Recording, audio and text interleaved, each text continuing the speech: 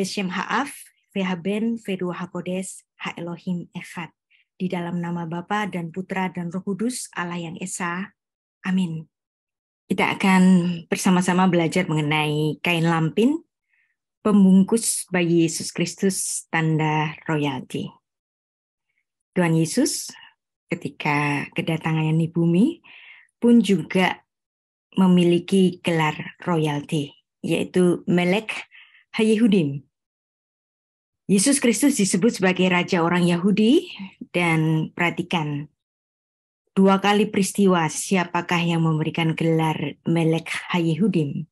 Dua-duanya adalah orang-orang non-Yahudi. Yang pertama adalah orang-orang Majus, dalam Matius 2 ayat 2, dan bertanya-tanya di manakah dia Raja orang Yahudi yang baru dilahirkan itu.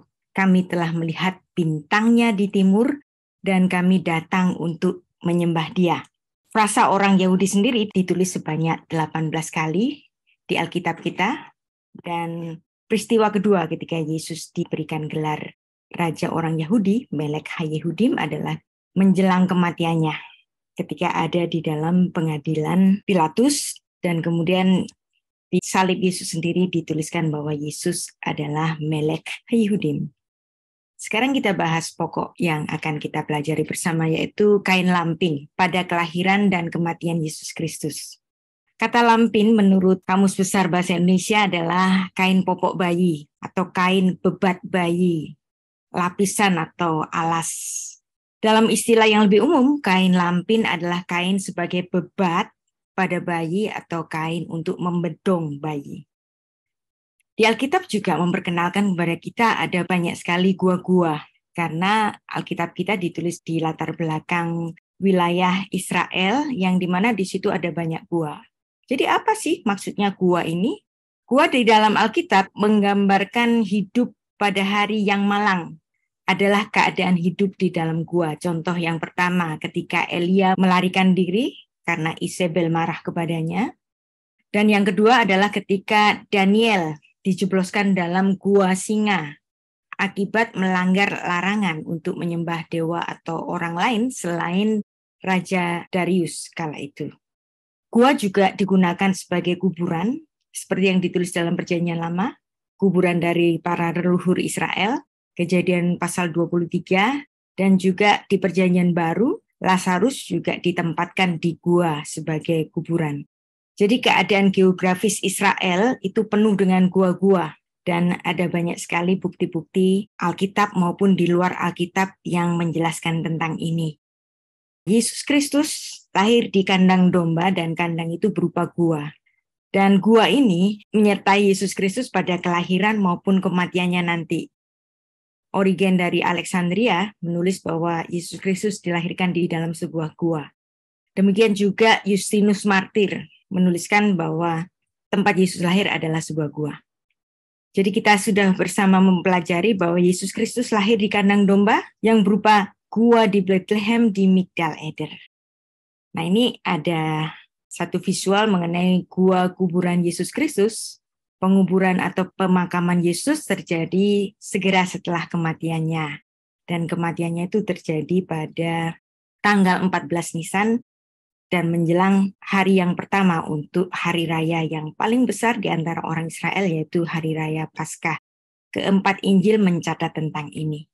Gua kuburan Yesus Kristus adalah milik dari Yusuf Arimatea. Yusuf dari Arimatea ini dan juga Nikodemus adalah dua orang yang mengurusi jenazah Yesus setelah penyalipannya. Di dalam kematiannya itu, Yesus juga dibungkus dengan kain kafan atau kain lampin. Jadi kain lampin menyertai Yesus pada saat kelahirannya, juga pada saat kematiannya, yang dimana kematian Yesus Kristus itu diurusi secara adat orang Yahudi, yaitu dengan dikafani. Migdal Eder, tempat kelahiran Yesus, menara kawanan domba di Bethlehem Efrata, ini bukan kandang yang hina, tetapi kawasan Migdal Eder adalah tempat yang suci di bawah pengawasan imam-imam di Yerusalem. Kandang domba yang secara khusus memasok korban-korban dari anak domba yang setiap hari dipersembahkan di Bait Allah. Tempat ini di masa kemudian dibangun sebuah gereja nativity di Bethlehem, Palestina. Jadi kalau Anda mencari aslinya Menara Kawanan Domba yang di tempat Yesus lahir itu sudah nggak ada, tetapi sudah dibangun dengan gereja nativity di Bethlehem, Palestina. Nah, ini gerejanya, dan ini adalah penampakan dari gereja nativity pada suasana Natal. Tanda ini adalah tanda di mana Yesus diletakkan di palungan di kandang domba di tempat dia lahir. Sudah menjadi satu bangunan gereja. Kain lampin di Migdal Eder, bagaimana mungkin ada kain lampin di Migdal Eder? Karena memang kain lampin di Migdal Eder itu disediakan, karena dipakai untuk membalut anak domba yang baru dilahirkan, supaya anak-anak domba itu tidak cacat, karena anak-anak domba itu dipersiapkan untuk menjadi korban persembahan. Kain lampin juga merupakan kain yang biasanya dipakai untuk membalut jenazah. Bayi Yesus Kristus diletakkan di palungan sebuah kotak atau bulatan di gua itu, tempat makanan ternak yang bentuknya mirip dengan peti ossuary, tempat menyimpan tulang belulang ketika jenazah itu dibiarkan di dalam gua, dan beberapa tahun kemudian tulang belulangnya dikumpulkan dalam peti ossuary. Dengan demikian, peristiwa kelahiran Yesus sesungguhnya sudah menandakan suatu nubuat bahwa Yesus akan menjadi anak domba Allah yang tak bercacat, yang akan dikorbankan bagi kehidupan manusia. Jadi ini kira-kiranya bentuk dari palungan itu, tempat makanan dari ternak yang ada di kandang domba itu. Bentuknya ini persis dengan peti ossuary, tempat untuk mengumpulkan tulang belulang dari jenazah yang ditaruh atau dibiarkan di dalam gua kubur beberapa tahun kemudian. Gua ini betul-betul melekat pada kelahiran dan kematian Yesus Kristus. Kita akan membahas kain lampin pembungkus bayi Yesus Kristus, dan itu adalah tanda royalti. Dalam naskah Alkitab bahasa asli PB tidak menulis nomina kain atau kata benda kain lampin itu, tetapi menggunakan kata kerja. Tapi walaupun bahasa aslinya menulis kata kerja, terjemahan LAI, King James, OJB itu menambahkan kata kain lampin atau swaddling clothes. Dan penambahan keterangan ini dapat diterima karena untuk memberikan pemahaman konteks bagi pembaca Alkitab. Kita baca ayatnya, Lukas 2 ayat 7. Dan ia melahirkan seorang anak laki-laki, anaknya yang sulung, lalu dibungkusnya atau dibedungnya dengan tambahan keterangan dengan kain lampin atau kain bebat.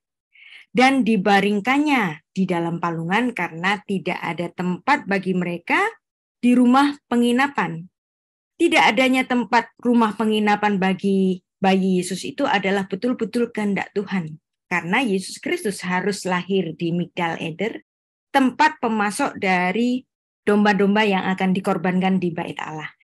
Yesus Kristus sebagai anak domba Allah yang tak bercacat harus lahir di Migdal Eder sebagai penggenap dari semua domba-domba yang pernah diberikan di Bait Allah itu. Dalam terjemahan bahasa Ibraninya menuliskan palungan itu sebagai evus. Di kandang domba itu dia dibebat dengan kain lampin. Fatekat lehu. Dan dia membebatnya dengan kain lampin. Dan Maria membungkusnya dengan kain lampin. Semuanya menambahkan kata-kata swaddling clothes untuk memberikan keterangan bagi kita semua bahwa Yesus Kristus betul-betul dibedong. Jadi seperti ini, domba-domba yang baru lahir di kandang domba di Migdal Eder itu selalu dibebat dengan kain bedong. Yang domba-domba itu akan dipersembahkan di Bait Allah di sini. Maka Yesus pun, Allah yang inkarnasi sebagai anak domba Allah yang menghapus dosa dunia, dia pun pada kelahirannya dia dibedong, dibungkus dengan kain lampin. Suhu rata-rata musim dingin di Migdal Eder tidak sama dengan apa yang terjadi di Eropa. Bethlehem Efrata itu ada di dalam kawasan otonomi Palestina di Asia Barat, bukan Eropa. Pada tanggal 25 Desember suhunya itu antara 6 sampai 14 derajat Celcius. Jadi jarang sekali ada turun salju, kecuali ada cuaca ekstrim kiriman dari utara. Dalam cuaca ini antara 6 sampai 14 Celcius memungkinkan para gembala itu untuk keluar untuk mengembalakan domba-dombanya pada malam hari. Apakah dalam suhu ini bayi dapat bertahan hidup? Tentu saja bisa, apalagi bayi ketika lahir itu dia dibedong dengan kain lampin yang melilit tebal pada badan bayi. Sebelum dililit, seluruh tubuh bayi itu diberikan minyak dan tentu saja ini akan memberikan kehangatan bagi bayi itu. Sekarang kita akan belajar apa sih makna bayi dalam bedungan. Dalam kitab Yehezkiel membahas banyak sekali tentang kemurtatan orang-orang Israel, bangsa Israel yang di utara maupun yang di selatan. Dan di kitab ini menggambarkan keadaan Israel yang dihukum oleh Allah karena ketidaksetiaan mereka. Orang Israel disebut dengan Am Segulah, bangsa pilihan Allah. Bangsa yang dikuduskan Allah, bangsa yang dikhususkan Allah di dalam kerajaan Allah. Tetapi ketika mereka murtad kepada Allah dan menyembah ilah-ilah lain, apa yang dikatakan Tuhan kepada orang-orang Israel? Seperti ini. Kelahiranmu begini, waktu engkau dilahirkan, pusatmu tidak dipotong, dan engkau tidak dibasuh dengan air supaya bersih.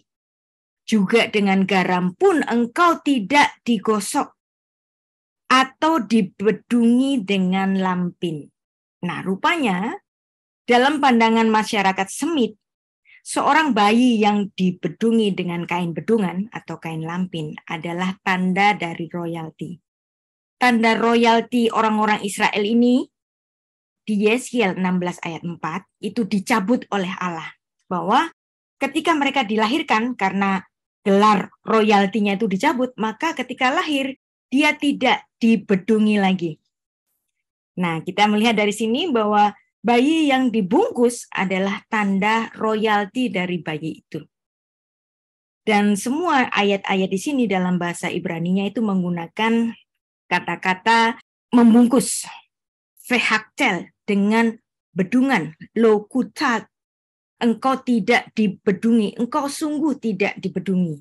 Soresnya juga sama, yaitu het, taf, dan lamet. Tanda bahwa bayi itu dibedungi.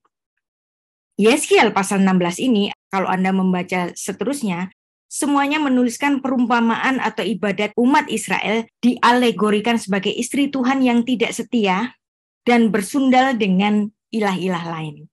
Dan perhatikan, yang sudah kita baca tadi, umat Israel yang sudah tidak setia ini digambarkan sebagai bayi yang tidak dibedung dengan kain bedungan atau kain lampin. Maka kain bedung, kain lampin menggambarkan royalti itu. Tuhan membiarkan orang-orang Israel yang di utara itu hilang, dan juga yang di selatan, royaltinya juga dicabut oleh Tuhan. Mereka menjadi bangsa buangan dan dibuang di Babel. Saat Nebukadnezar mengalahkan kerajaan Yehuda pada tahun 856 sebelum Masehi. Contoh yang kedua adalah kain lampin pembungkus bayi Yesus Kristus tanda royalti. Ini bisa kita bandingkan dengan deskripsi dari Salomo ketika dia mendeskripsikan kelahirannya.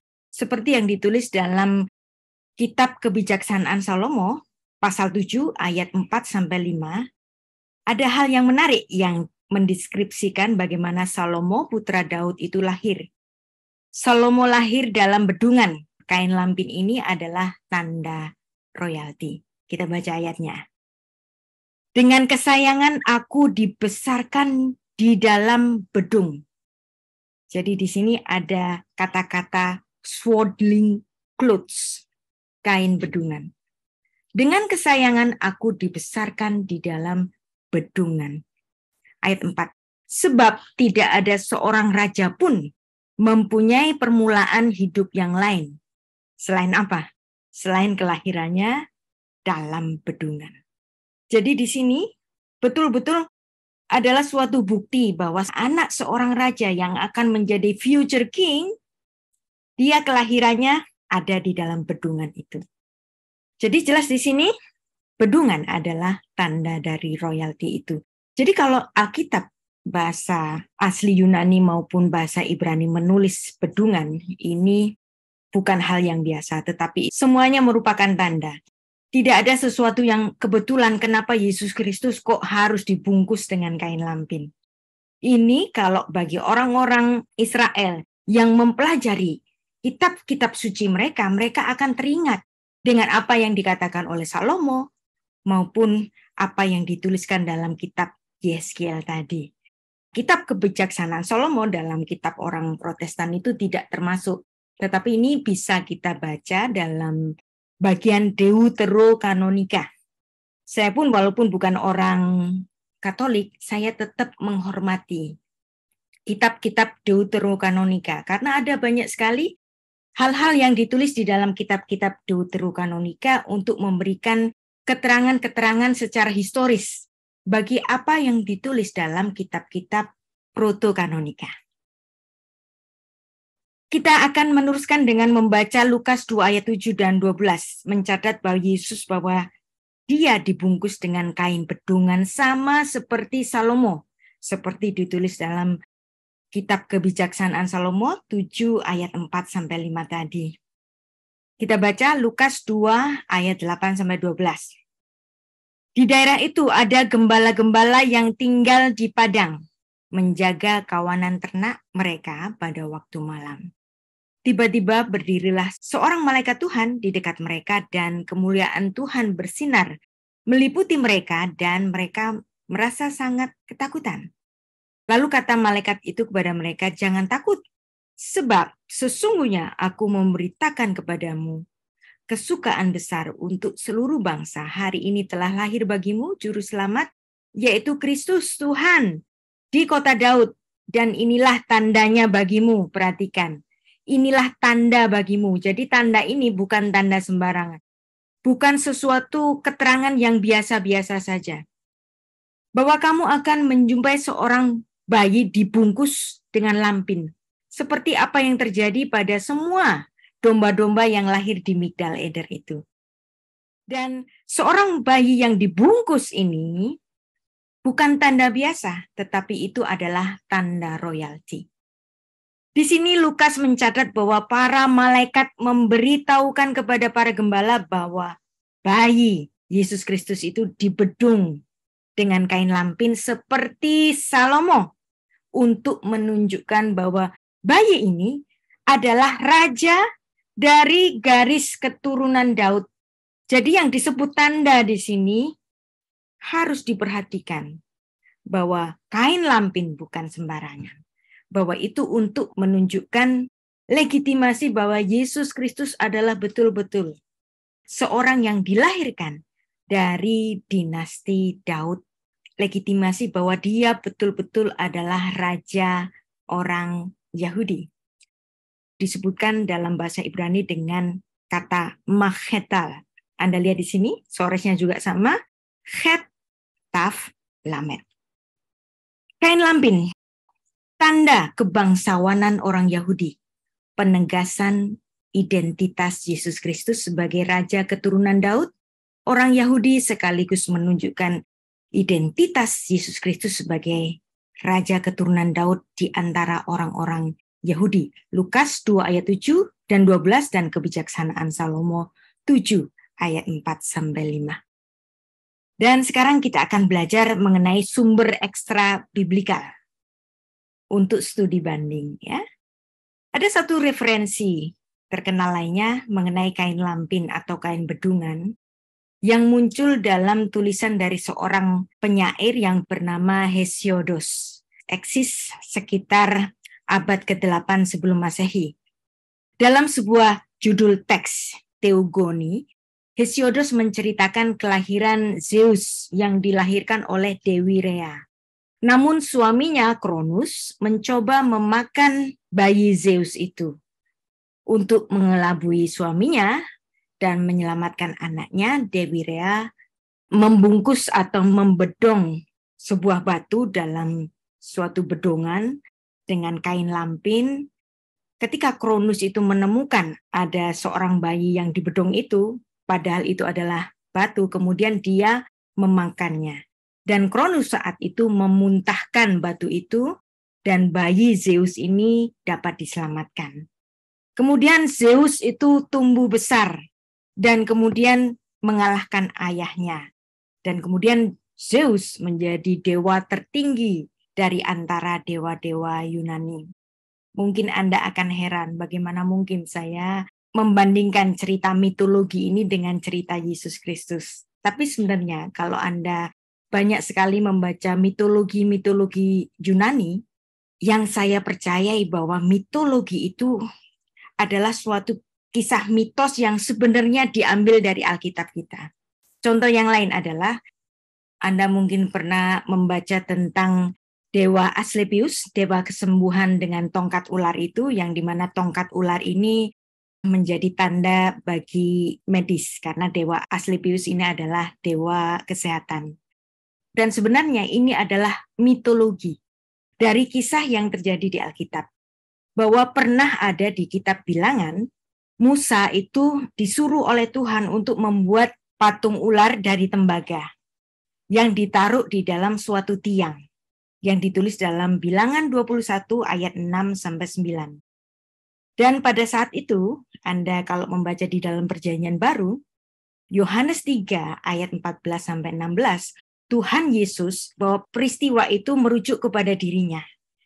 Ular tembaga yang dipandang oleh orang-orang Israel ketika di padang gurun, itu menjadi kisah mitologi di kemudian hari, karena kisah mengenai Musa ini ditulis pada abad ke-15 sebelum Masehi, sedangkan mitologi-mitologi Yunani itu sekitar abad ke-8 seperti tulisan dari Hesiodos tadi. Jadi tulisan Hesiodos eksis pada abad ke-8, sedangkan Raja Salomo itu eksis pada abad ke-10 atau abad ke-9 sebelum Masehi. Jadi mitologi yang ditulis oleh Hesiodos ini lebih baru daripada apa yang ditulis di Alkitab kita mengenai bukti-bukti dari kain lampin tadi. Jadi kisah-kisah mitologi itu bisa jadi mendapatkan inspirasi dari Alkitab kita. Ini menjadi satu perhatian bagi Lukas, karena Lukas adalah seorang yang sangat terpelajar. Bagi orang-orang yang sangat terpelajar dan berbahasa Yunani dengan baik, dia akan teringat dengan kisah yang ditulis oleh Hesiodos tadi. Jadi walau sepertinya Lukas sang penulis Injil ini menggemakan terminologi Hesiodos, namun Lukas menuliskan kelahiran Yesus Kristus dalam konteks yang berbeda. Pada kelahiran Yesus Kristus, tidak ada dewa lain yang mengancamnya. Lukas menuliskan bahwa Yesus Kristus adalah Tuhan dari segala tuan-tuan. Dan Lukas menggemakan pujian malaikat pada kemuliaan bagi Allah di surga yang tertinggi. Lukas 2 ayat 14. Jadi tanda surgawi dari kain lampin atau kain bedungan Yesus Kristus untuk menyatakan bayi yang lahir ini adalah raja orang-orang Yahudi. Bukan Zeusnya Hesiodos. Yesus Kristus adalah raja yang sebenarnya. Dia adalah Tuhan di atas segala tuan-tuan, Adonai Ha-Adonim, dan raja di atas segala raja-raja, Melek Ha-Melachim, seperti yang ditulis dalam 1 Timotius 6 ayat 14-16. Jadi di sini, di Migdal Eder, tempat yang tidak biasa, bukan kandang hina, tetapi tempat yang suci, dipersiapkan untuk kelahirannya, sebagai penggenap dari semua anak domba yang dipersembahkan di bait Allah sebagai korban, dan dia dibungkus dengan kain lampin untuk menandakan dirinya adalah Raja Yahudi yang lahir di garis dinasti Daud, dan dia akan menggenapi semua anak-anak domba itu seperti yang ditulis dalam Bilangan 28 ayat 3-8 dan Syekalim 7 ayat 4, yang dimana anak domba yang lahir di Migdal Eder dipersembahkan sebagai korban di bait Allah. Dan ketika Yohanes Pembaptis memandang Kristus, dia menyebutkan inilah anak domba dari Allah yang menghapus dosa dunia. Dari mana dasar gelar ini? Karena Yohanes tahu bahwa Yesus Kristus lahirnya di Migdal Eder, tentu saja dari informasi dari orang tuanya, Elizabeth dan Imam Zakaria. Jadi semuanya telah digenapi dengan anak domba Allah yang kelak mati sebagai pengenap segala korban-korban penghapusan dosa yang pernah diberikan. Inilah tempat Migdal Eder di Bethlehem Efrata yang sekarang tidak lagi berupa Migdal Eder, tetapi gua itu di atasnya telah dibangun sebuah gereja. Kira-kira pada tahun 327 Kaisar Konstantin membangun basilika di atas gua ini atas permintaan ibunya. Sehingga kalau kita ke Bethlehem, kita masih dapat menemui salah satu gedung gereja yang tertua di dunia. Bangunan ini menurut tradisi adalah tempat di mana Yesus Kristus dahulu pernah dilahirkan. Jadi kita melihat ada hubungan Natal dan Paskah, bahwa inkarnasi dan kematiannya terjadi pada tanggal yang sama. Inkarnasi pada saat konsepsi dan kematiannya terjadi pada tanggal 14 Nisan, seperti yang ditulis dalam Rosh Hashanah 11a dan juga catatan-catatan bapak-bapak gereja, Tertullianus, Julius Africanus, Agustin, dan lain-lain. Dan kematiannya juga terjadi pada tanggal 14 Nisan, seperti yang ditulis oleh Rasul Yohanes pada Yohanes 19 ayat 14. Kelahirannya di Migdal Eder dan kematiannya juga ditaruh di dalam sebuah gua. Juga dibangun sebuah gereja, yaitu Gereja Sin Helene atau Holy Sepulchre di Yerusalem. Ini juga kuburan Yesus yang di atasnya dibangun sebuah gereja yang besar. Jadi di sini, Golgota, tempat Yesus disalibkan, ini semuanya kawasannya telah menjadi gedung gereja. Di Bukit Golgota dan juga di gua tempat jenazahnya itu dibaringkan di situ. Di atasnya kini telah menjadi gedung gereja seperti ini. Anda yang pernah ke Israel, Anda bisa membayangkan bahwa di dalam gereja ini terdapat gua yang dimana dahulu jenazah Kristus dibaringkan. Nah, maketnya kira-kiranya seperti ini. Disinilah Yesus Kristus jenazahnya dahulu pernah dibaringkan. Dan di situ ada satu relief yang besar sekali, Yesus Kristus yang disalibkan di gereja Holy Sepulchre di Yerusalem ini. Yerusalem maupun Bethlehem Efrata ada di kawasan Israel atau kawasan Palestina yang ada di Asia Barat, bukan di Eropa. Sehingga dinginnya apa yang terjadi di Israel ini tidak sama dengan dinginnya yang terjadi di Eropa sana. Penolakan-penolakan dari orang-orang Kristen sendiri yang menolak bahwa nggak mungkin ada para gembala yang lalu lalang atau keloyongan pada malam hari pada bulan Desember, itu dapat kita jelaskan bahwa Yesus Kristus itu bukan orang Eropa. Yesus Kristus adalah orang Asia seperti kita, yang walaupun di Israel itu tentu saja lebih dingin daripada kita yang di Indonesia ini, tapi dinginnya yang di Israel sana tidak akan lebih dingin daripada yang terjadi di Eropa.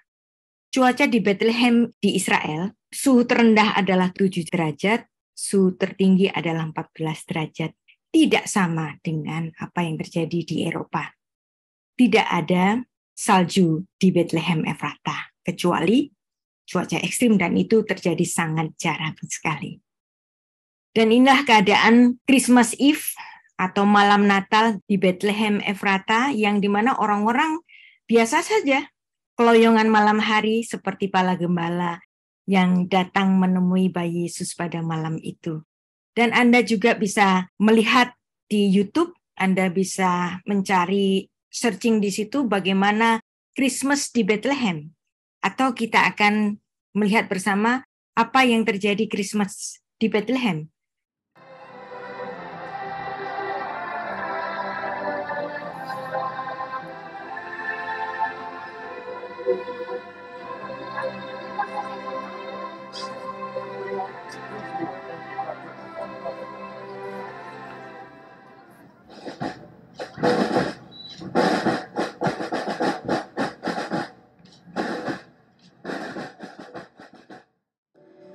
From Bethlehem to the world, Palestinians say the Christmas message of hope started from their small city. They believe that Jesus was born here more than 2,000 years ago. This annual parade tells the Christmas story and tours different Palestinian cities. It starts the journey from Bethlehem, a city that depends heavily on tourism.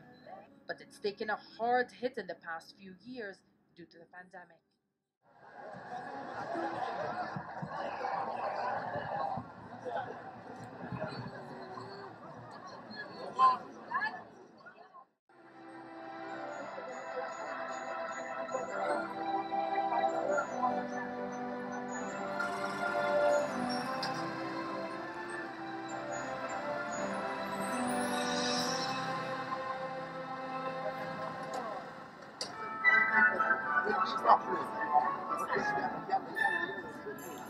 We have to go quickly.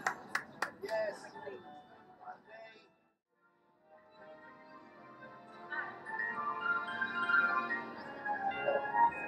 Picture is okay. Later on. Yes. Go ahead. You wait 2-3 hours. You will have a picture.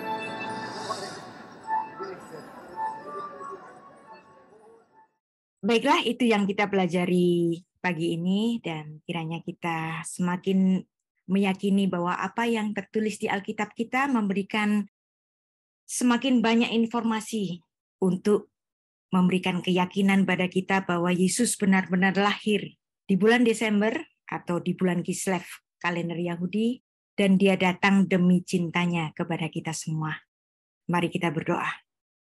Bapa Surgawi, kami mengucap syukur bahwa Engkau ada di tengah-tengah kami, dan hari ini kami kembali mempelajari tentang kehadiran-Mu di suasana Natal untuk kami peringati pada bulan Desember ini. Berikan kami hati yang murni untuk memiliki hati untuk belajar tentang firman-Mu dan memiliki hati yang tulus untuk menerima kebenaran-kebenaran dari Engkau. Terima kasih Bapa, Beshem Ha'af, Vehaben, Vedua Hakodes, Ha Elohim Echad. Di dalam nama Bapa dan Putra dan Roh Kudus, Allah yang Esa. Amin.